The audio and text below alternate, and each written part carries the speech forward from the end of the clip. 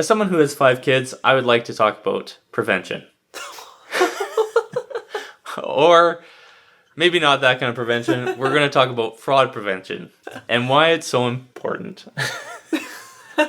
Stay tuned where we go through ways that you can prevent fraud from happening to you. And for some cheap and inexpensive ways of doing that.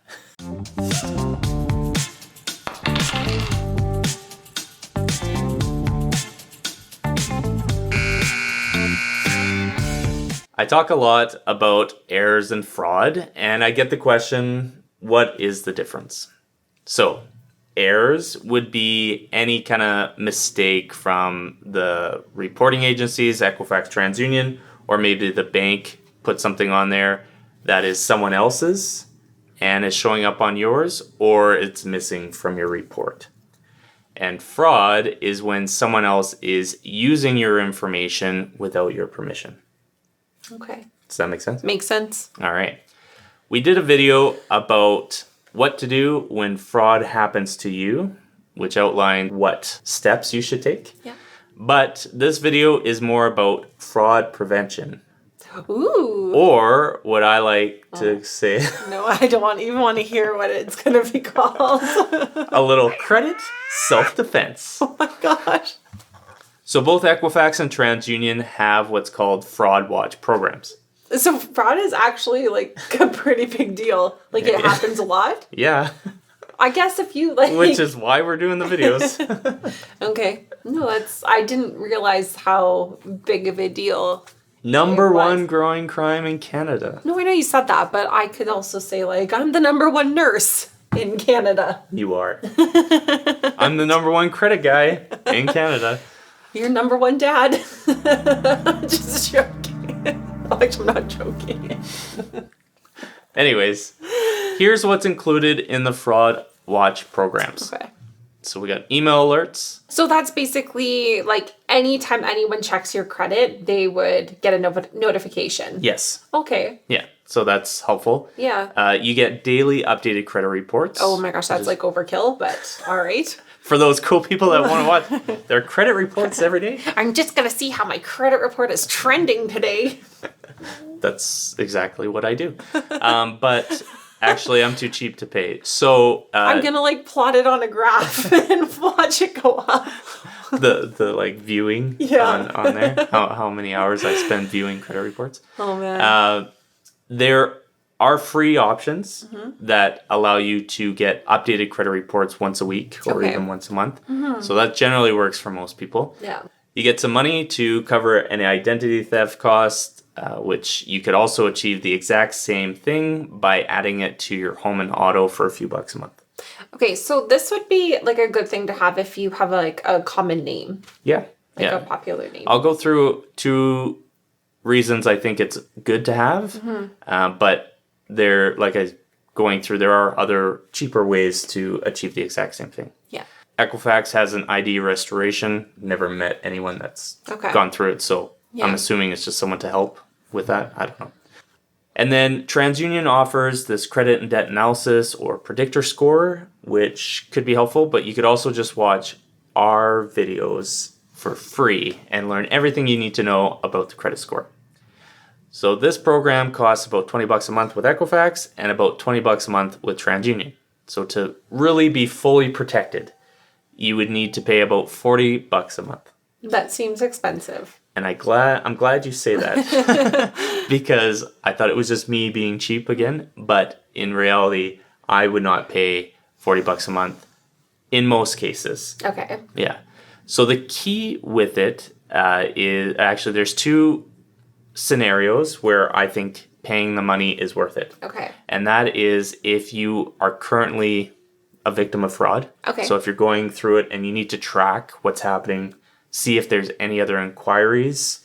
So you found one inquiry that's not yours or someone's starting something, well then having the email alerts every day might be beneficial because then you can see if there's any other companies instead of waiting a week or a month or whatever to get the other update. Yeah. So it's worth it there, in my opinion.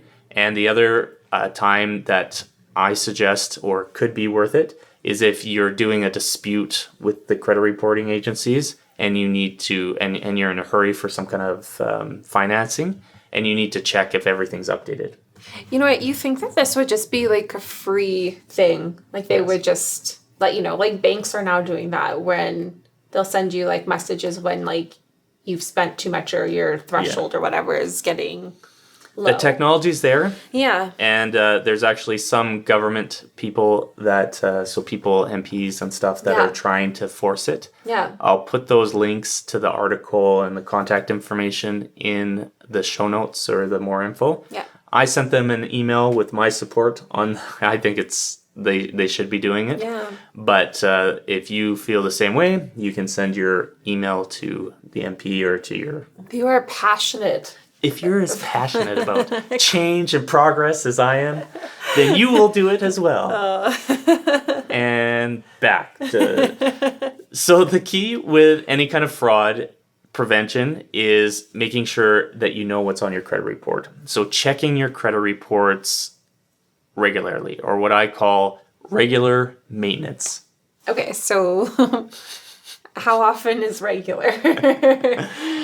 It depends on really you, but I mean, if you can get it for free once a week, okay. I think that's great. If you're not as keen as some people, not pointing any fingers, once a month is great. Okay. Because you should be checking all your finances once a month, in my opinion, checking where you spent your money and...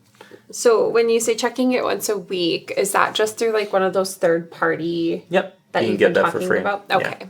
Yeah. So you can get free credit reports from both Equifax and TransUnion once a month. Okay. If their system works, which may not happen to you the next time. All the links and everything are in the show notes for more information. But you can check there, or you can sign up for the third party. Okay. And they do send email alerts as well sometimes. Not for everything, but yeah. So okay. Can work there. Then we come to fraud alerts. And yeah, that was... Stay tuned. Let me go through the history of fraud alerts and see if you're still young. Let me have a nap.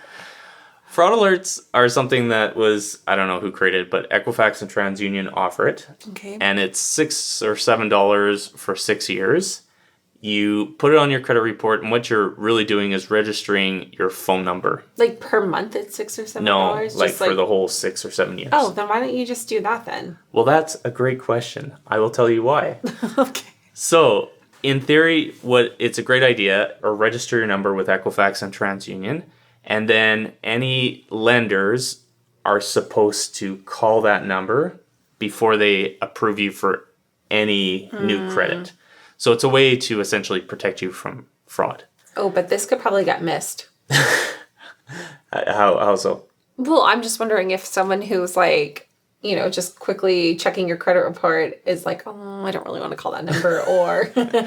You got it. Yeah, I feel like... So there's a couple issues that come up with it. A lot of times the underwriting is done electronically. If they're automating the underwriting process, they don't want to do any additional work. And so they'll just decline you and go on to the next application. So if you have a fraud alert on there and you get declined, that might be the reason why. Okay.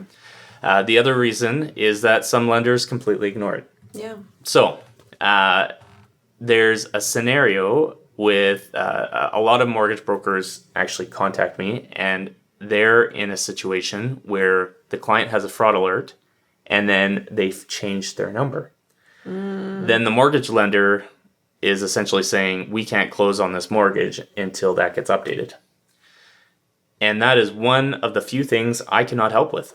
Oh, yeah? Because it is a third party, like it's supposed to protect you from fraud. And so they won't let a third party company or person. So this might be more of a hassle than You got it. Yeah. Kim's story that we can go through just quickly. Essentially, she had a fraud alert. And she assumed that because she had the fraud alert that she was protected and wasn't so diligent on checking her credit reports.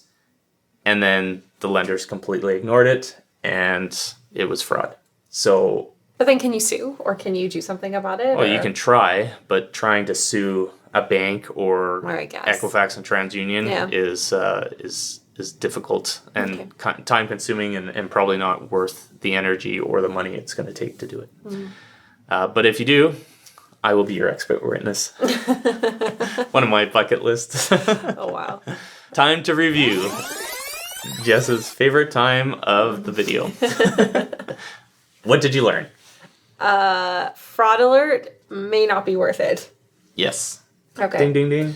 Also, it's pretty expensive to have the, what is it called again? Fraud Watch program? The Fraud Watch program. Again, might not be worth it. Yes.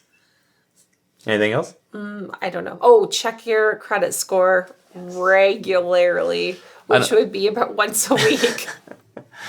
I don't really care what the score is, because we go through other episodes why the score is not necessarily as important as what everyone makes it out to be. Mm-hmm. But checking your credit reports. And so when you are looking at that, you need to expand all the different accounts to make sure, or at least look at the inquiries to see if there's anything that is happening that shouldn't be, that kind of stuff. And that's it. Perfect. If you have more questions and want to learn more about credit, check out all of our social media links, or in the show notes, or more info. We have everything listed so you can get all your credit questions answered.